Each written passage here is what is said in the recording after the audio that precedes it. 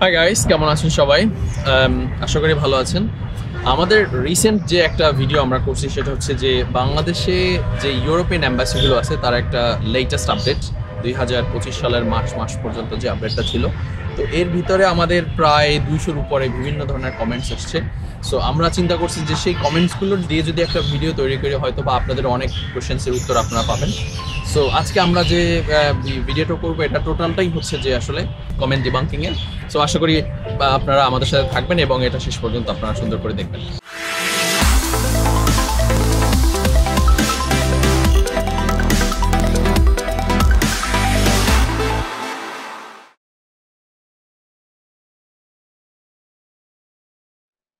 আমরা প্রথমেই একটা কমেন্টস যেটা পেলাম সেটা হচ্ছে যে ভিসা হবে না কোনো দিন বাংলাদেশিদের জন্য, কারণ বাংলাদেশের দূতাবাস নেই। বাংলাদেশে অনেক অ্যাম্বাসির দূতাবাস আছে এবং অনেকে, আপনার যদি বাংলাদেশে অ্যাম্বাসি না থাকে আপনি বাংলাদেশ থেকেও অ্যাপ্লিকেশন করতে পারেন ইন্ডিয়াতে বা থাইল্যান্ডে বা পাকিস্তানে বা ইন্দোনেশিয়াতে, যেখানে ওই দেশ অ্যাকসেপ্ট করে। সুতরাং এটা আসলে একদমই সত্য কথা না যে ভিসা হবে না কখনো বাংলাদেশিদের, কারণ বাংলাদেশে অ্যাম্বাসি নেই। পর্তুগালের অ্যাম্বাসি কি বাংলাদেশে আসবে? পর্তুগালের অ্যাম্বাসি বাংলাদেশে আসবে কিনা জানি না। পর্তুগালের কনসুলেট বাংলাদেশে আছে, কিন্তু পর্তুগালের লং টার্মের যত ভিসা আছে সব কিছু হচ্ছে ইন্ডিয়া থেকে করতে হয়। ক্রোয়েশিয়ার বিএফএস তো চালু হয়েছে। ক্রোয়েশিয়ার বিএফএস চালু হইলেও সেটা শুধুমাত্র ট্যুরিস্ট এবং হচ্ছে যে বিজনেস ভিসার জন্য চালু হয়েছে, কিন্তু লং টার্মের যেসব ভিসা আছে, student visa, family reunion visa অথবা হচ্ছে যে ওয়ার্ক ভিসা, এগুলোর জন্য আপনাকে স্টিল ইন্ডিয়াতে যেতে হবে। পোল্যান্ডের ওয়ার্ক ভিসা কি বাংলাদেশ থেকে পাওয়া যাবে? ভিসা পাওয়া এক জিনিস, ভিসা অ্যাপ্লিকেশন করা অন্য জিনিস। আপনি বাংলাদেশ থেকে তখনই ভিসা পাবেন যখনই বাংলাদেশে ওই অ্যাম্বাসির পূর্ণাঙ্গ অ্যাম্বাসি থাকবে, ওই দেশের পূর্ণাঙ্গ অ্যাম্বাসি থাকবে। ক্রোয়েশিয়ার পূর্ণাঙ্গ অ্যাম্বাসি বাংলাদেশে নাই বা পোল্যান্ডের পূর্ণাঙ্গ অ্যাম্বাসি বাংলাদেশে নাই, সুতরাং এখান থেকে ভিসাটা আসবে না। আপনি বাংলাদেশ থেকে অ্যাপ্লাই করতে পারবেন ইন্ডিয়াতে, ইন্ডিয়ার থেকে হচ্ছে আপনার ভিসাটা আসবে। তুরস্ক কবে থেকে সেঙ্গেন হইল? আসলে তুরস্ক সেঙ্গেন হয় না, এটা আমার একটা মিস্টেক ছিল, যেটা হচ্ছে যে আসলে আমি এর আগে 3-4টা দেশের নাম বলছি, সুইজারল্যান্ড ওয়ান অফ দেম, যেগুলো সেঙ্গেন, তখন আসলে ইউকে এবং তুরস্কের নামটা চলে আসছে এবং এজন্য আমরা অনেক দুঃখিত। এটা আসলে সেঙ্গেন দেশ না। পোল্যান্ড ওয়ার্ক পারমিট বাংলাদেশে জমা দেওয়া যাবে কিনা? বাংলাদেশে আপনি জমা দিতে পারবেন না, কিন্তু বাংলাদেশ থেকে জমা দিতে পারবেন। বাংলাদেশে পোল্যান্ডের অ্যাম্বাসি নাই। ভাই, রোমানিয়ার ওয়ার্কিং ভিসা চালু আছে কিনা দয়া করে জানাবেন।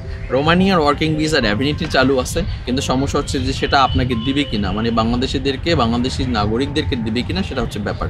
রোমানিয়া, বুলগেরিয়া, ক্রোয়েশিয়া এইসব দেশে আমরা অনেক ধরনের অকারেন্স করছি। আমরা আসলে অনেক ভালো মানুষ তো, তাই সো যার জন্য হচ্ছে এই প্রবলেমটা হয়েছে।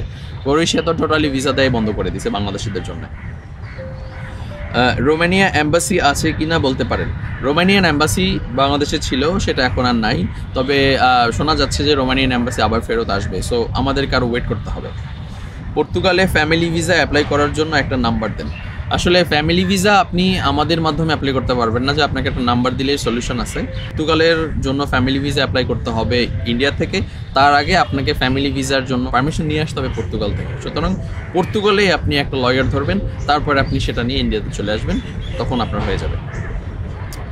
সো আমি এজেন্সিতে ফাইল জমা দিয়েছি, তারা বলছে ওয়ার্ক পারমিট চলে আসছে, বাট তারা নাকি ওয়ার্ক পারমিট উঠাচ্ছে না, কারণ অ্যাম্বাসি নাকি ভিসা দিচ্ছে না।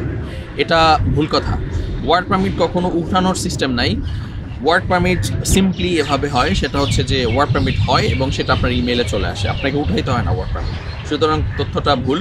আপনি আপনার এজেন্সির সাথে আবার কথা বলে দেখেন যে এটা এরকম কেন।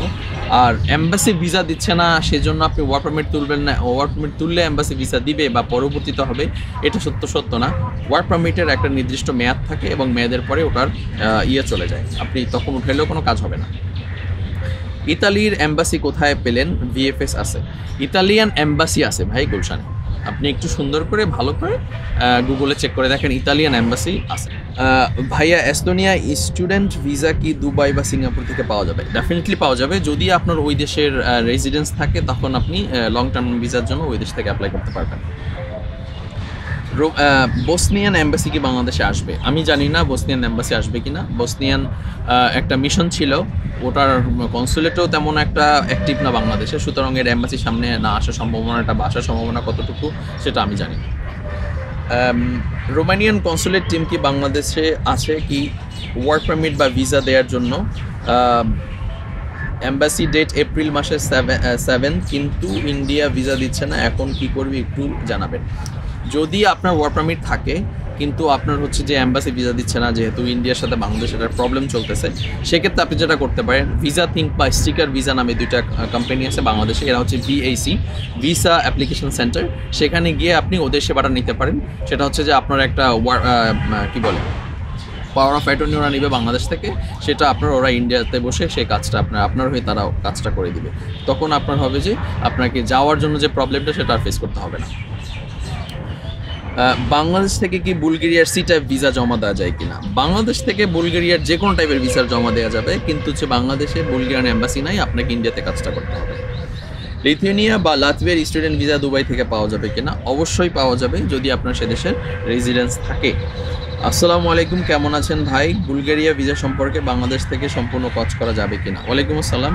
বাংলাদেশ থেকে বুলগেরিয়া সম্পূর্ণ ভিসা বলতে আমি জানি না বা কী বোঝাতে যাচ্ছেন। ট্যুরিস্ট ভিসা বা যে কোনো ধরনের ভিসা যদি আপনি বুলগেরিয়ার চান, ডেফিনেটলি আপনাকে ইন্ডিয়াতে যোগাযোগ করতে হবে, যেহেতু বাংলাদেশে বুলগেরিয়ার কোনো এম্বাসি নাই বা এদের কোনো মিশনও এখানে চালু নাই। হাঙ্গেরির কনসুলেট আছে মনে হয়। হাঙ্গেরির কনসুলেট আছে, ঠিক আছে, কিন্তু হাঙ্গেরির এম্বাসি নাই। হাঙ্গেরির কনসুলেটে আপনি শুধুমাত্র ট্যুরিস্ট এবং বিজনেস ভিসার জন্য আবেদন করতে পারবেন। যদি এছাড়া অন্য যে কোনো ধরনের ভিসা আপনাকে ইন্ডিয়া থেকে আবেদন করতে হবে। ভাই, গ্রিসের কি এম্বাসি বাংলাদেশে নাই? না, গ্রিসের কোনো এম্বাসি বাংলাদেশে নাই। ইটালিয়ান এম্বাসি হচ্ছে গ্রিসের প্রক্সি হিসেবে কাজ করে। আপনি গ্রিসের সব ধরনের ভিসা ইতালিয়ান এম্বাসির মাধ্যমে আপনি প্রসেস করতে পারবেন। ভাই, বাংলাদেশে যে পর্তুগালের কনসুলেট রয়েছে সেখানে কি ফ্যামিলি ভিসার ফাইল জমা দেওয়া যায়? না, জমা দেওয়া যায় না। লং টার্মের যত ধরনের ভিসা আছে সেগুলো আপনাকে, মানে পর্তুগালের লং টার্মের ভিসা আপনাকে ইন্ডিয়া থেকে করতে হবে। Family visa is one of them.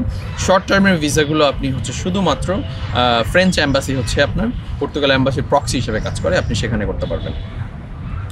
Sweden embassy কি পোল্যান্ডের ওয়ার্ক পারমিট ভিসার অ্যাপয়েন্টমেন্ট দিচ্ছে? কারো জানা থাকলে জানাবেন। সুইডেন অ্যাম্বাসি কখনো দিতে পারবে না। ওটা হচ্ছে একটা সুইডেন অ্যাম্বাসি একটা ভিএফএস কাজ করতেছে রিসেন্টলি, বাট ওয়ার্ক পারমিটের জন্য আপনাকে হচ্ছে যে পোল্যান্ডের ওয়ার্ক পারমিটের জন্য আপনাকে যেতে হবে, ইন্ডিয়াতে যেতে হবে। ইতালির সিসিলি কি ভিসা খোলা? ভাই, ইতালির সিসিলি হচ্ছে ইতালির একটা দ্বীপ, সিসিলি আলাদা কোনো দেশ না, সুতরাং আপনি ইতালির ভিসা নিতে হবে যদি আপনি সিসিলি যেতে চান। সো এটা খোলা বা বন্ধ, সব কিছু খোলা আছে বা সবাই বন্ধ আছে, ব্যাপারটা এরকম। বেলজিয়ামের স্পাউস ভিসার কি সুইডিশ অ্যাম্বাসি থেকে করা যাবে? না, বেলজিয়ামের স্পাউস ভিসা এটা হচ্ছে long term visa, C type visa, আপনাকে ইন্ডিয়া থেকে করতে হবে। যে কোনো ধরনের C type visa long term যেটা বাংলাদেশ অ্যাম্বাসি নাই, তাদের সবার কাজ আপনাকে ইন্ডিয়া করতে হবে। ডেফিনেটলি আপনি বাংলাদেশ থেকে অ্যাপ্লাই করতে পারবেন, বাট ওটা যাবে ইন্ডিয়াতে মূলত। ওয়ার্ক পারমিট ভিসা কি এম্বাসি ইন্টারভিউ দিতে হয়? 100% দিতে হয়। প্রত্যেকটা ওয়ার্ক পারমিটের ভিসা আপনাকে, প্রত্যেকটা লং টার্মের ভিসা মূলত, একমাত্র ফ্যামিলি ছাড়া। তাও ফ্যামিলির ভিসাটা হচ্ছে আপনাকে এম্বাসিতে যেতে হবে, তাদের সাথে দেখা করতে হবে। সো আপনাকে ইন্টারভিউ দিতে হবে ডেফিনেটলি।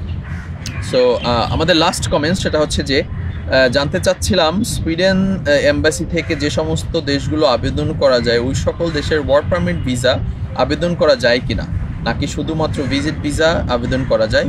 আশা করি রিপ্লাই দিবেন। খুবই সুন্দর একটা কোয়েশ্চেন্স, এবং এটাই হচ্ছে আসলে বাংলাদেশের এখনকার সব থেকে বড় সমস্যা। সবাই বলতেছে যে ইন্ডিয়ার সাথে বাংলাদেশের সমস্যা, 9টা এম্বাসি আসছে, এই আসছে সেই আসছে, এভরিথিং ইজ ফেক। এইগুলো বাংলাদেশে এক্সিস্টিং ছিল আগে, তারা হচ্ছে ওয়াক ইন কাজ করতো, এখন তাদেরকে আপনি ডেট নিয়ে হচ্ছে ওখানে ইন্টারভিউ দিয়ে ভিসা অ্যাপ্লিকেশন করতে পারবেন, বাট স্টিল দ্য সেম। আপনি শুধুমাত্র বাংলাদেশে ভিজিট ভিসা অথবা বিজনেস ভিসার জন্য আবেদন করতে পারবেন, বাকি সব কিছুর জন্য আপনাকে ইন্ডিয়া যাইতে হবে। There is no options, no way. এটা ভুল কথা, ঠিক আছে? সুইডেন অ্যাম্বাসি যেসব ভিএফএস চালু করছে সেগুলো শুধুমাত্র হচ্ছে আপনার বিজনেস ভিসা এবং ভিজিট ভিসার জন্য। যত ধরনের অন্যান্য ভিসাগুলো আছে, লং টার্ম ভিসা বলেন, শর্ট টার্ম ভিসা বলেন, সব কিছুর জন্য আপনাকে ইন্ডিয়াতে আবেদন করতে হবে। Thank you so much guys. এরকম আরও বেশি বেশি কমেন্টস করবেন, ডেফিনেটলি আমরা আরও অ্যান্সার করার চেষ্টা করব। আরও যদি কোনো ধরনের কোয়েশ্চেন্স থাকলে আমাদেরকে জানাবেন। থ্যাংক ইউ, অনেক ধন্যবাদ, প্লিজ।